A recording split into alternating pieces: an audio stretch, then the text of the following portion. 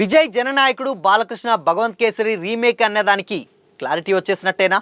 విజయ్ పాప same to same and Bhagavanth character same to same. మరి difference ఏంటి? అంతా ఓకే, కానీ బాలయ్య ఇంటెన్సిటీని విజయ్ మ్యాచ్ చేయగలుగుతాడా? ఇంతకీ రెండింటి మధ్య ఉన్నటువంటి తేడాలేంటి? అండ్ జననాయకుడు రీమేకా కాదా అనుకుంటున్నారా? అయితే ఛానల్ని సబ్స్క్రైబ్ చేయండి.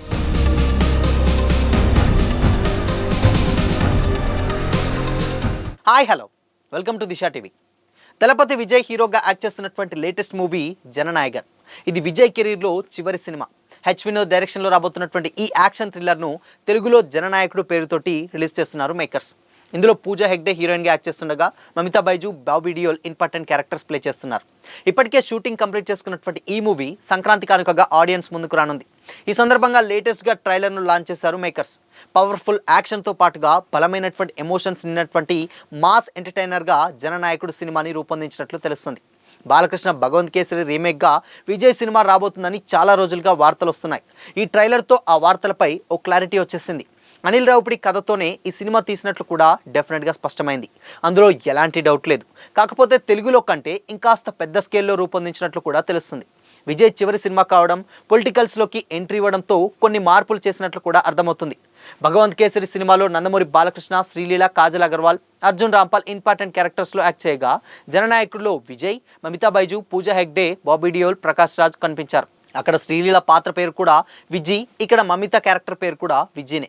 తండ్రి కోరిక మేరకు ఆమెను ఆర్మీలో చేర్పించడానికి నేలకొండ భగవంత్ కేసరి అంటే బాలకృష్ణ ప్రయత్నిస్తుంటాడు. అందులో ఆడపిల్లని ఒక ఆడపులిలా తయారు చేయాలని చూస్తాడు.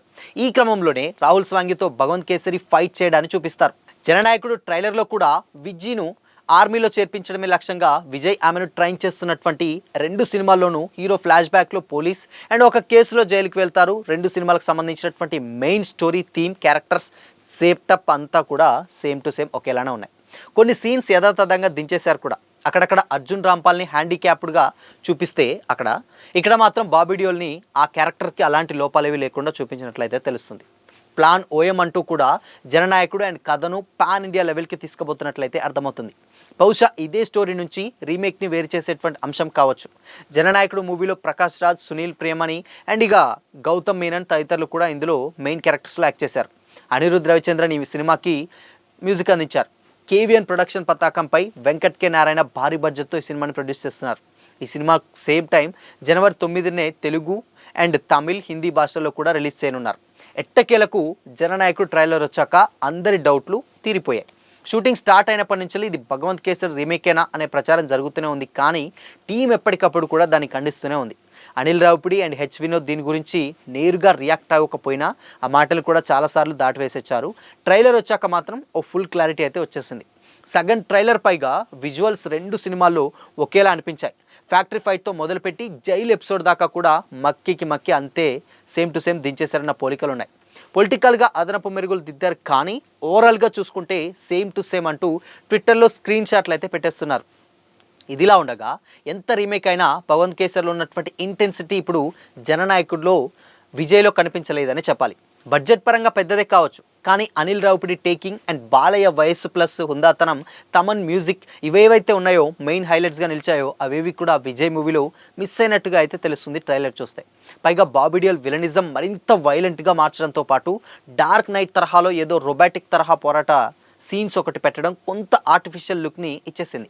ఇదంతా ఫ్యాన్స్ని కొంచెం మెప్పించడం కోసమే కావచ్చు, కానీ సగటు ఆడియన్స్ కోణం నుంచి చూస్తే మాత్రం ఓవర్ ది బోర్డ్ అనిపిస్తాయి. రాజకీయాల్లోకి వెళ్ళడానికి ముందు తన చివరి సినిమాగా విజయ్ ఏరి కోరి మరీ భగవంత్ కేసరిని ఎంచుకున్నాడు. అనిల్ రావుపుడిని పిలిపించి మరీ సూచనలు తీసుకున్నాడట. రీమేక్ కూడా డైరెక్ట్గా చేయమని అడిగాడట, కానీ కమిట్మెంట్ల దృష్ట్యా అనిల్ ఒప్పుకోలేదని కూడా అప్పట్లో ప్రచారం జరిగింది. ఇదంతా పక్కన పెడితే ఇప్పుడు చూసినటువంటి కథనే మళ్ళీ జననాయకుల్లో మన జనాలు చూస్తారా లేదా అనేది $1000 ప్రశ్న.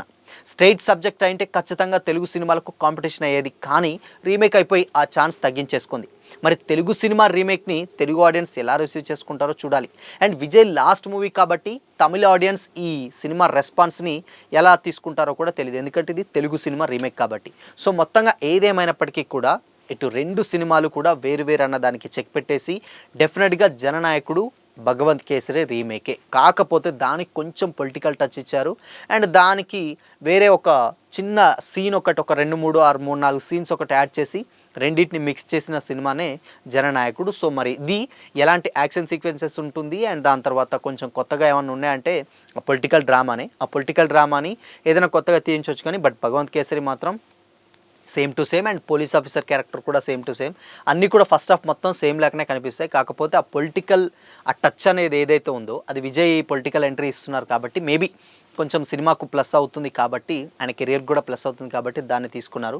బట్ దాన్ని ఎలా హ్యాండిల్ చేశారు, థియేటర్లో దాన్ని ఎలా ప్రజెంట్ చేశారు అండ్ ఆ సినిమా వచ్చిన తర్వాత ఆ పొలిటికల్ డ్రామా ఏదైతే ఉందో దాన్ని బట్టి సినిమా రిజల్ట్ అనేది ఆధారపడి ఉంటుందన్నమాట. ఒకవేళ అది పర్ఫెక్ట్గా తీస్తే డెఫినెట్గా ఈ సినిమా కూడా హిట్ అవుతుంది.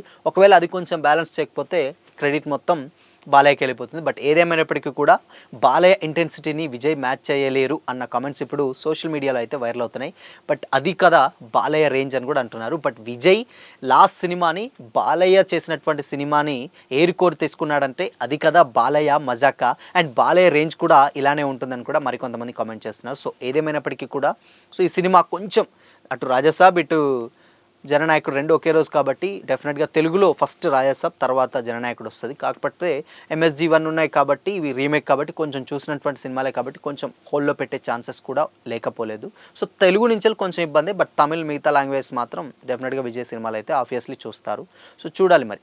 సో మరి ఈ రెండు సినిమాలపై మీ ఒపీనియన్ ఏంటి కామెంట్ చేసి చెప్పండి. అలాగే ఇలాంటి మరిన్ని అప్డేట్స్ కోసం ఛానల్ని లైక్ చేయండి, షేర్ చేయండి, సబ్స్క్రైబ్ చేయండి.